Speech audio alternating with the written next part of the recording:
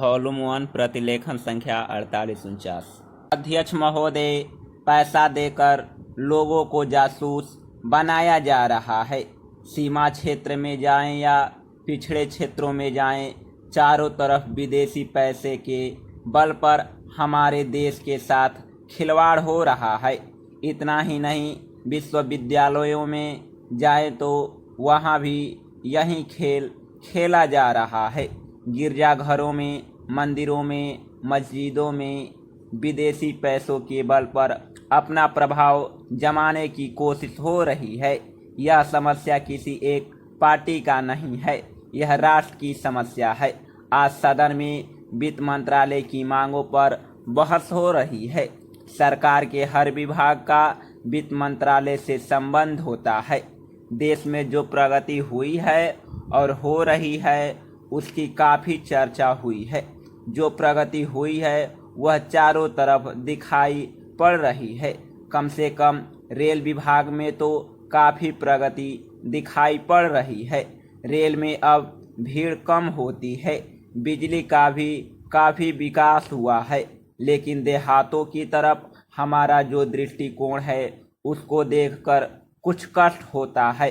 अभी जो जनगणना हुई है उसको देखने से मालूम होता है कि शहरों की जनसंख्या अधिक बढ़ी है। आज देहातों से लोग शहरों की तरफ आ रहे हैं। हमारे राष्ट्रपिता ने कहा था कि लोग देहातों में बसे, देहातों के जीवन को पवित्र करें। लेकिन स्वराज्य के 55 वर्ष बीत जाने के बाद भी देहातों की तरफ न जाकर शहरों की तरफ लोग आते जा रहे हैं। इस प्रश्न पर हमको कुछ गंभीरता से विचार करना होगा। अगर देहातों में लाखों की सुख सुविधाएं मिलती जो आज शहरों में प्राप्त है, तो लोग देहातों से शहर की तरफ न दौड़ते बल्कि शहरों से देहातों की तरफ जाते। देहात के जीवन में दो प्रकार की चीज़ें थी। एक तो जमींदारी प्रथा थी और दूसरे वे लोग थे जो रुपये का लेन देन करते थे।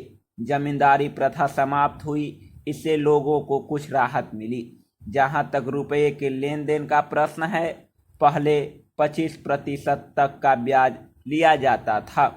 उसमें अब कुछ कमी अवश्य है, लेकिन कहीं कहीं तो अभी भी उतना ही ब्याज लिया जाता है, जिससे कर्जा लेने वाले उनके चंगुल से नहीं निकल पाता। सरकार भी अब उचित दर पर कर्जा देने लगी है। वह इस वजह से कहीं कहीं पर साहूकारों के ब्याज की दर में कमी आई है। सभापति महोदय, जिस भावना से मैंने यह बिल पेश किया है उसके महत्व को सरकारी और विरोधी पक्ष दोनों ने एकमत से अनुभव किया है कि देश में बेकारी की समस्या एक भयंकर रूप धारण कर रही है और इसके कारण हमारे देश का विकास, चाहे वह सामाजिक हो, आर्थिक हो या सांस्कृतिक हो, रुका हुआ है। पिछले 55 वर्षों से इसी परिस्थिति का निर्माण होते हुए हम देख रहे हैं। मंत्री महोदय ने यहाँ पर अभी कहा कि राष्ट्रपति इस काम को नहीं कर सकते हैं क्योंकि यह उनके अधिकार से बाहर है। आप जब भी यह देखते हैं कि किसी राज्य में वहाँ की व्यवस्था, वहाँ का विकास ठीक नहीं हो रहा है, तो उस राज्य में राष्ट्रपति का शासन लागू कर देते हैं। जब किसी राज्य में अराजकता फैल रही हो, विकास का काम समाप्त हो गया हो और वहाँ के नेता जिम्मेदारी से काम न करते हों, वहाँ पर राज्यपाल का शासन लागू कर दिया जाता है। ऐसे अनेक उदाहरण हमारे देश में मौजूद हैं।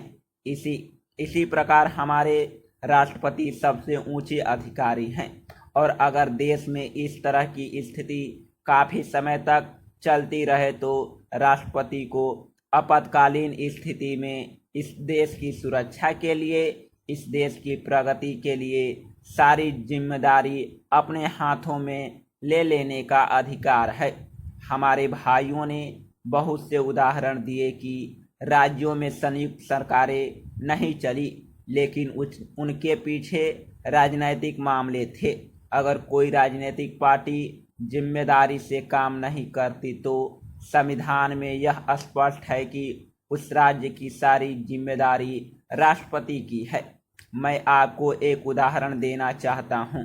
संविधान में आदिवासी हरिजनों की उन्नति के लिए प्रण किया गया था कि 10 वर्ष में उनकी सामाजिक तथा आर्थिक स्थिति को सुधार देंगे, लेकिन यह सरकार उसमें भी असफल रही।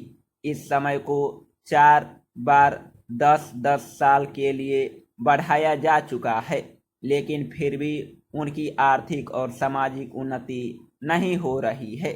इसमें यह सरकार बिल्कुल असफल रही है। पिछले सत्र में इस विषय पर सरकार के विरुद्ध अविश्वास का प्रस्ताव भी आया था। इसलिए मेरा कहना है कि भारत में इस समय जो बेकारी की समस्या है वह इस ढंग की समस्या है जिसके रहते सारे देश को उन्नत बनाने की व्यवस्था हम सोच